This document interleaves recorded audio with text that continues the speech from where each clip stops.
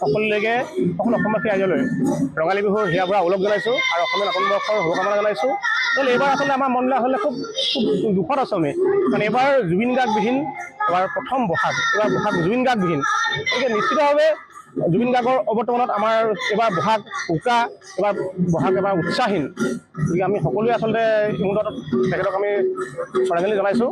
আৰু উপায় নাই, আমি সকলোৱে যিহেতু আমি জাতীয় উৎসৱ পালন কৰিব লাগিব। আমি জুবিন গাৰ্গৰ যিখিনি আদৰ্শ এইখিনি আমি কঢ়িয়াই লৈ যাব লাগিব। আৰু আমি প্ৰত্যেকেই আমি এই বিহুৰ মঞ্চত আমি সকলোৱে আমি এটা কথাই কৰিছোঁ যে জুবিন গাৰ্গে ন্যায় পাওক, তাকে আমি দাবী কৰিছোঁ।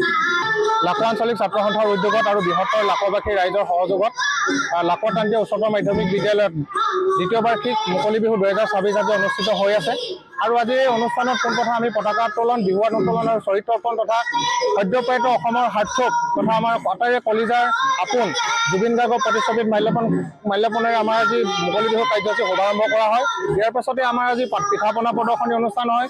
আমাৰ অসমীয়া সমাজৰ যি পৰম্পৰাগত ৰঙালী বিহুৰ যি নীতি নিয়ম অনুসৰি আমাৰ জ্যেষ্ঠজনৰ পৰা কনিষ্ঠজনে যি সেৱা গ্ৰহণ কৰে, সেই পৰম্পৰা ৰক্ষা কৰি আমি জ্যেষ্ঠজনৰ পৰা আশীৰ্বাদ লোৱা হয়। তাৰ পৰৱৰ্তী পৰ্যায়ত আমি কণী যুঁজ প্ৰতিযোগিতা অনুষ্ঠিত কৰা হয় আৰু তাৰ পাছতে পিঠা পনা প্ৰদৰ্শনী অনুষ্ঠিত কৰা হয় আৰু ছাত্ৰ ছাত্ৰীসকলৰ মাজত বিহু বিষয়ক চিত্ৰাংকন ৰচনা প্ৰতিযোগিতা অনুষ্ঠিত হয়। আৰু তাৰ পৰৱৰ্তী সময়তে আমি বৰ্তমান আমাৰ মাজত আমন্ত্ৰিত অসমৰ কেইবাটাও আগশাৰীৰ হুঁচৰি দল তথা জেং বিহু হুঁচৰি দলৰ বৰ্তমান সময়ত হুঁচৰি আৰু জেং বিহু প্ৰদৰ্শনী চলি আছে।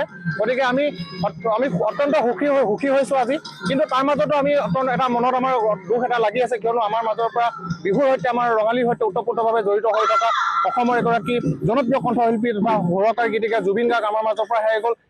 আমি তেখেতলৈ আমাৰ আজি মুকলি বিহু স্থলীৰ পৰা তেখেতলৈ আমি শ্ৰদ্ধাঞ্জলি জনাইছোঁ আৰু লগে লগে আমি আজি এই বিহুখনিত ৰাইজে যিধৰণে খুব ওতঃপ্ৰোতভাৱে জড়িত হৈ আমাৰ বিহুখনত উপস্থিত থাকি আমাৰ উদযাপন সমিতিক যি উৎসাহ প্ৰদান কৰিছে বিহুখনি হস্ত বৃদ্ধি কৰিছে আমি তাৰ বাবে আমি বৃহত্তৰ লাকোৱাবাসী ৰাইজক আমি লাকোৱা আঞ্চলিক ছাত্ৰ সন্থা তথা উদযাপন সমিতিৰ তৰফৰ বহুত ধন্যবাদ জ্ঞাপন কৰিছোঁ আৰু সমগ্ৰ অসমবাসী ৰাইজক আজি সংবাদ মাধ্যমৰ যোগেদি ৰঙালী বিহুৱতীয়া ওলগ জনাইছোঁ আৰু অনাগত আহিবলগীয়া দিনটো অসমীয়া নৱবৰ্ষটো সকলোৰে বাবে কুশলৰ হওক মংগলময় হওক তাকে কামনা কৰিছোঁ ধন্যবাদ জয় অসম।